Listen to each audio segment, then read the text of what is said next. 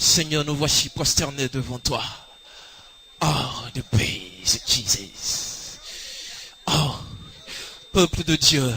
Anybody King says, dispose ton cœur, serviteur et servante de Dieu. Dispose ton cœur, parce que ton Dieu est présent. Celui que tu aimes est présent. Celui qui connaît ton cœur est présent. Celui qui sait te consoler est présent. Celui qui sait essuyer tes larmes est présent. C'est lui, Jésus-Christ de Nazareth. Il est là. Il est présent. Oh, the Jesus. Oh, the Jesus. Prosterne ton cœur devant l'Éternel. Parce que Dieu, celui qui est dans les cieux, celui qui est dans ton cœur, le Saint-Esprit, le véritable Dieu, celui-là même, Jesus, qui a fait les cieux et la terre, oh, Jesus, et tout ce que la terre contient, et tout ce que le monde contient, c'est lui qui mérite ton adoration ce soir.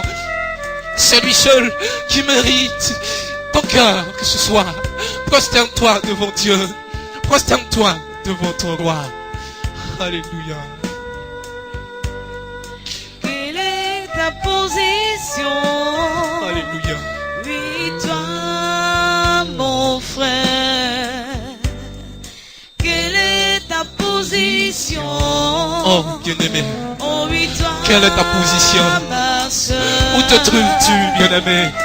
Quelle est ta position? Où est-ce que tu te trouves? Oh, oui, toi, serviteur, béni de Dieu, où est-ce que tu te trouves? Oui, toi, ma sœur, qui sera ton témoin devant l'Éternel Dieu? Serviteur de Dieu, qui sera ton avocat devant Dieu et ses anges? Seigneur, merci. Qui sera ton témoin devant l'Éternel Dieu? Le monde entier fait, et a toujours fait du mariage homosexuel une parade. Mais, que nous enseigne la parole de Dieu, la Sainte Bible sur ce sujet? Car la question aujourd'hui est de savoir quelle est la pensée du Créateur et non celle de la créature concernant ce péché, que les hommes veulent à tout prix convertir en style de vie normal et approuvé de tous. Laissons la Sainte Bible, la parole de Dieu, l'autorité suprême de Dieu sur terre, nous apporter la lumière de Dieu à ce sujet. Tu ne coucheras point avec un homme comme on couche avec une femme, c'est une abomination. Si un homme couche avec un homme comme on couche avec une femme, ils ont fait tous deux une chose abominable, ils seront punis de mort, leur sang retombera sur eux. Les deux anges arrivèrent à Sodome sur le soir, et Lot était assis à la porte de Sodome. Quand Lot les vit, il se leva pour aller au-devant d'eux, et se prosterna la face contre terre. Puis il dit: « Voici, mes seigneurs, entrez, je vous prie, dans la maison de votre serviteur, et passez-y la nuit. Lavez-vous les pieds, vous vous lèverez de bon matin, et vous poursuivrez votre route. » « Non, répondirent-ils, nous passerons la nuit dans la rue. » Mais Lot les pressa tellement qu'ils vinrent chez lui et entrèrent dans sa maison. Il leur donna un festin et fit cuire des pains sans levain, et ils mangèrent. Ils n'étaient pas encore couchés que les gens de la ville, les gens de Sodome, entourèrent la maison depuis les enfants jusqu'aux vieillards. Toute la population était accourue. Ils appelèrent Lot et lui dirent: « Où sont les hommes qui sont entrés chez toi cette nuit ? Fais-les sortir vers nous pour que nous les connaissions. » Lot sortit vers eux à l'entrée de la maison et ferma la porte derrière lui. Et il dit: « Mes frères, je vous prie, ne faites pas le mal. Voici, j'ai deux filles qui n'ont point connu d'homme. Je vous les amènerai dehors et vous leur ferez ce qu'il vous plaira. Seulement, ne faites rien à ces hommes puisqu'ils sont venus à l'ombre de mon toit. » Ils dirent: « Retire-toi. » Ils dirent encore: « Celui-ci est venu comme étranger et il veut faire le juge. Eh bien, nous te ferons pire qu'à eux. » Et pressant Lot avec violence, ils s'avancèrent pour briser la porte. Les hommes étendirent la main, firent rentrer Lot vers eux dans la maison, et fermèrent la porte. Et ils frappèrent d'aveuglement les gens qui étaient à l'entrée de la maison, depuis le plus petit jusqu'au plus grand, de sorte qu'ils se donnèrent une peine inutile pour trouver la porte.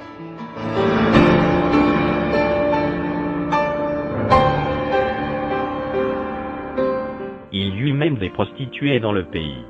Ils imitèrent toutes les abominations des nations que l'Éternel avait chassées devant les enfants d'Israël. Il ôta du pays les prostituées, et il fit disparaître toutes les idoles que ses pères avaient faites. Le jugement de Dieu sur les générations précédentes et futures qui se sont livrées, et qui se livreront à ce péché d'homosexualité.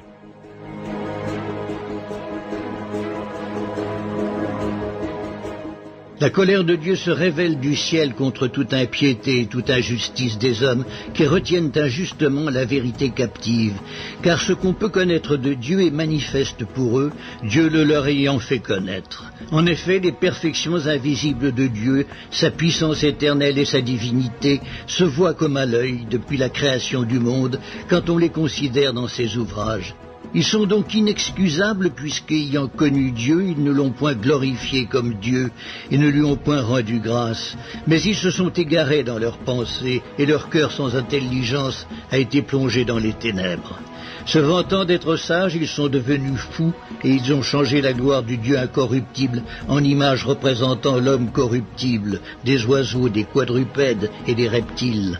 C'est pourquoi Dieu les a livrés à l'impureté, selon les convoitises de leur cœur, en sorte qu'ils déshonorent eux-mêmes leur propre corps, eux qui ont changé la vérité de Dieu en mensonge, et qui ont adoré et servi la créature au lieu du Créateur, qui est béni éternellement. Amen. C'est pourquoi Dieu les a livrés à des passions infâmes, car leurs femmes ont changé l'usage naturel en celui qui est contre nature. Et de même les hommes, abandonnant l'usage naturel de la femme, se sont enflammés dans leurs désirs les uns pour les autres, commettant homme avec homme des choses infâmes, et recevant en eux-mêmes le salaire que méritait leur égarement. Comme ils ne se sont pas souciés de connaître Dieu, Dieu les a livrés à leur sens réprouvé pour commettre des choses indignes, étant remplis de toute espèce d'injustice, de méchanceté, de cupidité, de malice. Pleins d'envie, de meurtre, de querelles, de ruse, de malignité, rapporteurs, médisants, impies, arrogants, hautains, fanfarons, ingénieux au mal, rebelles à leurs parents, dépourvus d'intelligence, de loyauté, d'affection naturelle, de miséricorde. Et bien qu'ils connaissent le jugement de Dieu, déclarant dignes de mort ceux qui commettent de telles choses, non seulement ils les font, mais ils approuvent ceux qui les font.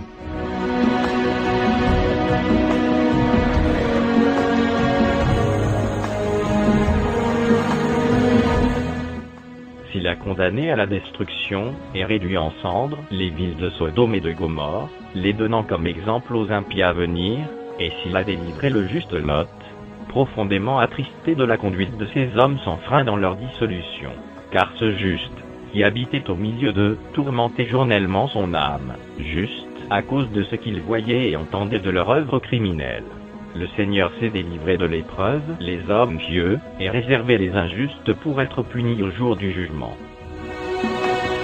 Que Sodome et Gomorrhe, et les villes voisines, qui se livrèrent comme eux, à l'impudicité, et à des vices contre nature, sont donnés en exemple, subissant la peine d'un feu éternel. Ce qui arriva du temps de Lot, arrivera pareillement. Les hommes mangeaient, buvaient, achetaient, vendaient, plantaient, bâtissaient. Mais le jour où Lot sortit de Sodome, une pluie de feu et de soufre tomba du ciel et les fit tous périr. Il en sera de même le jour où le Fils de l'homme paraîtra. Mais, eux, semblables à des brutes qui s'abandonnent à leur penchant naturel, et qui sont nés pour être prises et détruites, ils parlent d'une manière injurieuse de ce qu'ils ignorent, et ils périront par leur propre corruption, recevant ainsi le salaire de leur iniquité. Ils trouvent leur délice à se livrer au plaisir en plein jour. Hommes tarés et souillés, ils se délectent dans leur tromperie, en faisant bonne chère avec vous.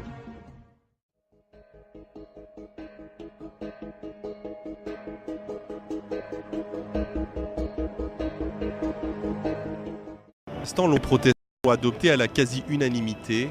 Les catholiques, eux, sont plus partagés sur la question de la bénédiction des couples homosexuels. L'Église catholique il doit rester dans sa position, de ne pas donner son avis là-dessus. Maintenant, les mœurs font que les choses changent, mais moi je suis pas trop d'accord, quoi. Si quelqu'un décide d'avoir des sentiments pour une personne, c'est pas à nous de juger si c'est positif ou négatif. Alors je pense que l'Église catholique devrait faire la même chose. L'Église catholique a toujours considéré le mariage comme un signe de Dieu, un sacrement, ce qui rend de fait sa réforme impossible. Les protestants ont toujours été plus ouverts à la modernité parce que pour eux, le mariage est quelque chose qui est appelé à évoluer, alors que les catholiques sont assez fidèles à la stabilité de l'institution du mariage depuis, pense-t-il, 2000 ans. Même si le pape François s'est déjà prononcé contre la bénédiction des couples homosexuels, il a convoqué un synode extraordinaire sur la famille en octobre prochain. La question du rapport entre l'Église catholique et les homosexuels y sera sûrement abordée.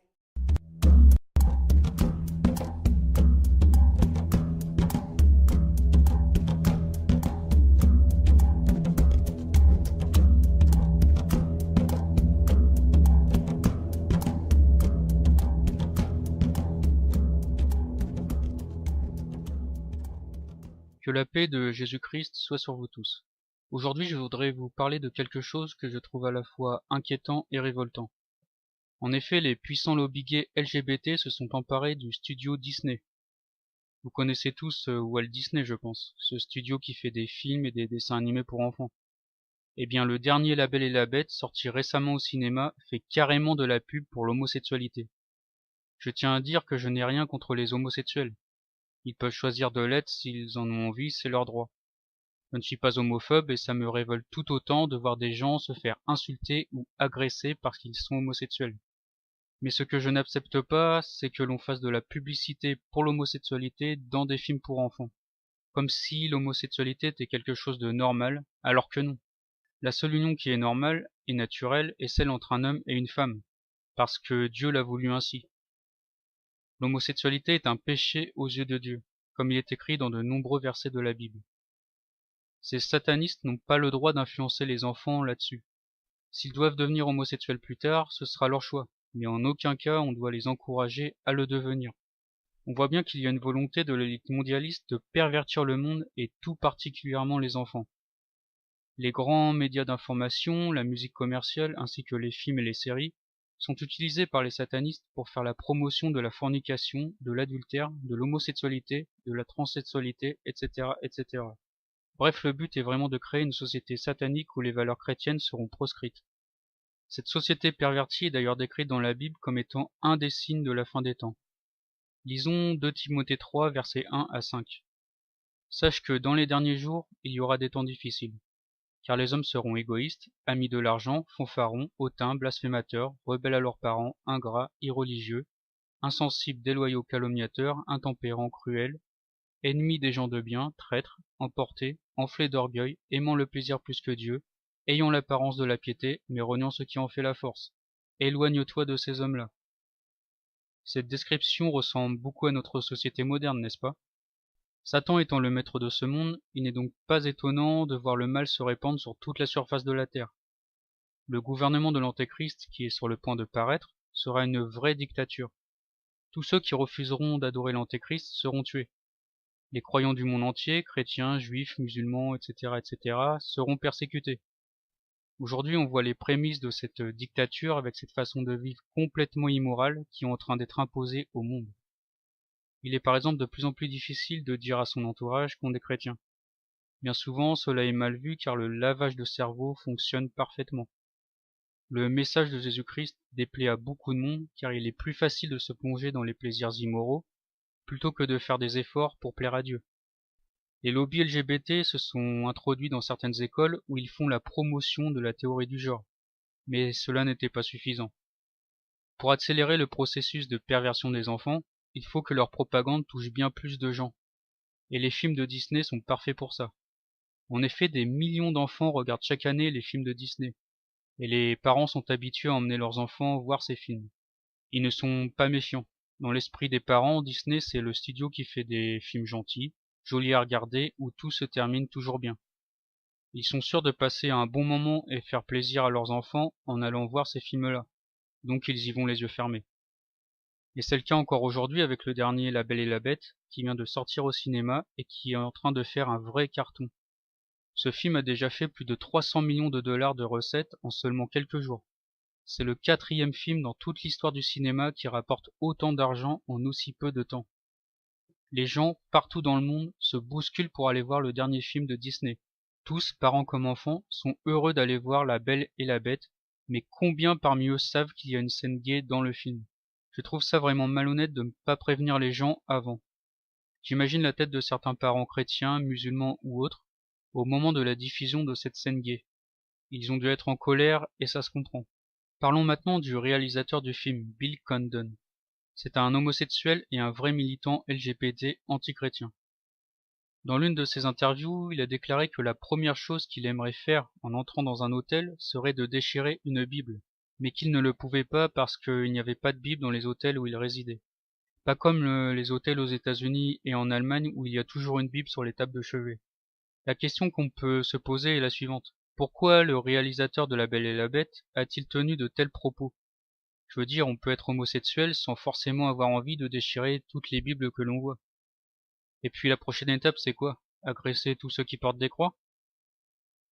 En fait, en déclarant ce genre de choses dans les médias, il montre au monde entier qu'il est un vrai sataniste, et que son but est de combattre Dieu et les chrétiens. Le lobby gay et transsexuel ont donc mis l'un des leurs pour réaliser le dernier La Belle et la Bête. Ce Bill Condon s'est aussi adressé aux spectateurs de son film en leur disant clairement que son but était, je cite, de faire avancer le programme LGBT dans les cœurs et les esprits de vos enfants. C'est absolument monstrueux, il n'y a pas d'autre mot. Ces satanistes ont du mépris pour tout le monde, pour les enfants, pour leurs parents, et bien évidemment pour Dieu aussi. Vous connaissez maintenant l'objectif de ces gens. Les films de Walt Disney n'ont plus rien à voir avec les dessins animés innocents du passé. Disney est maintenant aux mains de l'élite satanique, et les films pour enfants vont devenir de plus en plus malsains. On peut leur faire confiance là-dessus. Dans le prochain Disney, on pourra peut-être voir le premier personnage transsexuel, ou le premier couple gay de Prince Charmant à adopter un enfant, allez savoir. Et pourquoi pas Blanche-Neige et Cendrillon devenant des mères porteuses, afin de permettre à Donald et Mickey d'avoir des enfants ensemble. Bref, la perversité de ces gens n'a aucune limite. Je voudrais aussi critiquer la réaction du Vatican, qui n'a tout simplement rien trouvé de mal à ce film. Cela ne m'étonne pas du tout puisque le pape est devenu un agent du nouvel ordre mondial. Le pape actuel est pour l'immigration de masse et le mélange de toutes les religions. Pour lui, tous les croyants, qu'ils soient bouddhistes, musulmans, chrétiens, juifs, etc., adorent le même Dieu, alors que c'est faux. Il prépare clairement les catholiques à accepter la future et unique religion mondiale de l'Antéchrist, où toutes les religions seront mélangées pour n'en former qu'une seule. Dire qu'un film pour enfants qui fait la promotion de l'homosexualité est quelque chose de bien, prouve que ce pape est antichrist. Partagez cette vidéo autour de vous. Il faut absolument dire aux gens de ne pas aller voir ce film. Malheureusement, je ne me fais pas beaucoup d'illusions. Ce film aura énormément de succès en France, comme partout ailleurs dans le monde. Tout simplement parce que la majorité des gens aiment ce nouveau monde que leur propose Satan. Ils aiment entendre qu'ils peuvent être leur propre Dieu, faire ce qu'ils veulent dans leur vie sans avoir à obéir à Dieu. Et comme le dit si bien Jésus, large est la porte, spacieux est le chemin qui mène à la perdition, et il y en a beaucoup qui entrent par là. Mais étroite est la porte, resserré le chemin qui mène à la vie, et il y en a peu qui les trouvent. Que Dieu vous bénisse.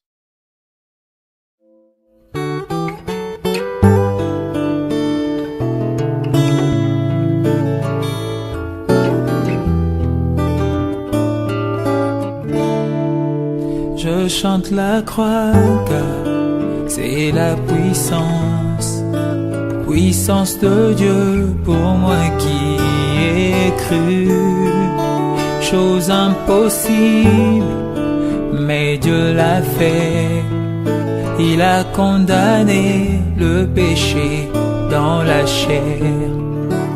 Je chante la croix car c'est la puissance de Dieu pour moi qui ai cru.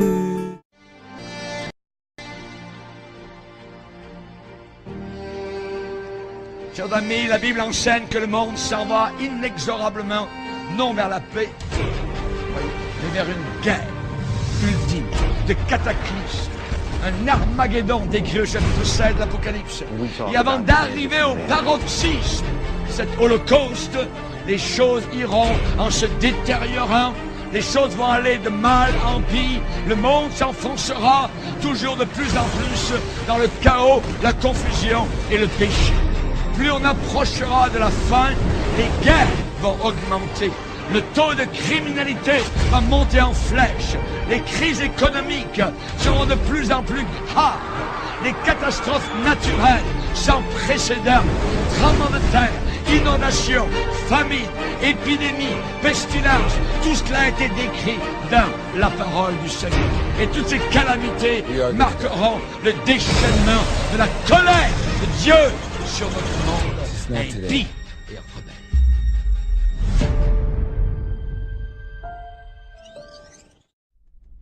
Quelle est la volonté de l'Éternel Dieu créateur, notre Seigneur et grand Dieu incarné Jésus-Christ, dans tout ceci, depuis le commencement? La seule et unique réponse immuable, invariable, certaine et éternelle, que nous donne la parole de Dieu, la Sainte Bible, est un homme pour une femme, dans le mariage. Ceci est la position éternelle de notre Créateur Jésus-Christ. À prendre ou à laisser.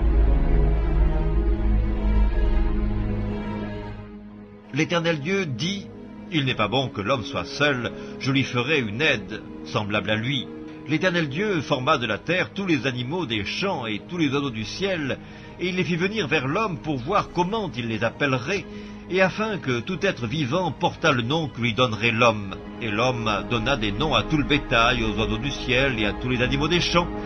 Mais pour l'homme, il ne trouva point d'aide semblable à lui. Alors l'Éternel Dieu fit tomber un profond sommeil sur l'homme qui s'endormit. Il prit une de ses côtes et referma la chair à sa place. L'Éternel Dieu forma une femme de la côte qu'il avait prise de l'homme, et il l'amena vers l'homme. Et l'homme dit, « Voici cette fois celle qui est os de mes os et chair de ma chair. On l'appellera femme, parce qu'elle a été prise de l'homme. C'est pourquoi l'homme quittera son père et sa mère, et s'attachera à sa femme, et ils deviendront une seule chair. »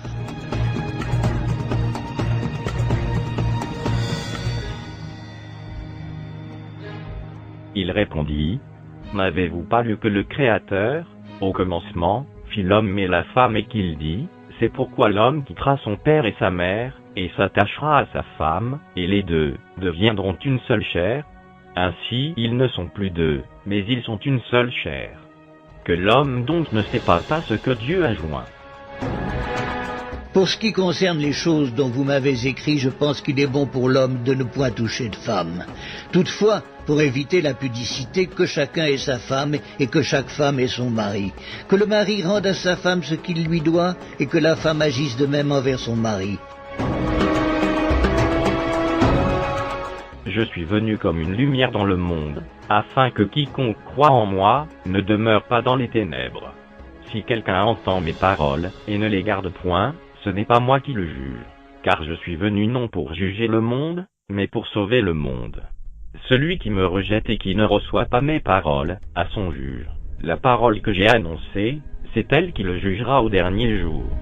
Car je n'ai point parlé de moi-même, mais le Père qui m'a envoyé m'a prescrit lui-même ce que je dois dire et annoncer. Et je sais que son commandement est la vie éternelle. C'est pourquoi les choses que je dis, je les dis comme le Père me les a dites.